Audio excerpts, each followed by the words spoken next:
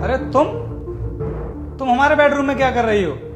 और सालू कहाँ है? अरे साहब, आपको मेम साहब से क्या काम है? मेम साहब तो मार्केट गई हैं। अब इस घर में मेरे और आपके अलावा कोई नहीं है। अरे अगर वो मार्केट के लिए गई भी है तो इसका मतलब ये नहीं है कि तुम हमारे बेड पर आकर लेट जाओगी।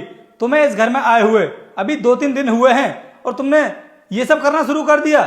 तुम्हें पता है तुम इस घर में काम करने के लिए आई हो, ना कि लेटने के लिए। चलो तुम अभी कभी मेरे कमरे से बाहर निकलो। अरे साहब, इतना अच्छा मौका है फिर भी आप ऐसा बोल रहे हो। और मैडम तो फौज में हैं, वो कहाँ आपका ध्यान रख पाती हैं? ध्यान तो मैं रखूंगी आपका। देखो तुम हमारे घर में काम करने के लिए आई हो, इसलिए इस तरह की बकवास मत करो मुझसे।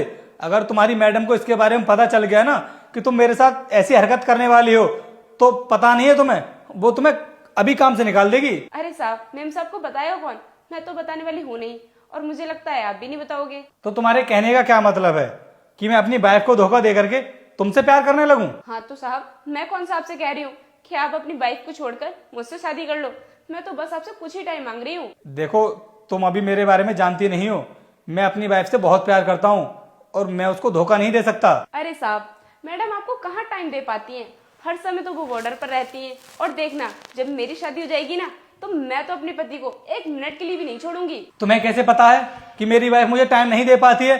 देखो मेरे सामने ना ये बेहुदा बातें करने की कोई जरूरत नहीं है। तुम्हें अपने पति से जो भी करना हो करना, लेकिन मुझे बताने की जरूरत नहीं है। तुम एक काम करो, अभी कभी मेरे कमरे से निकलो।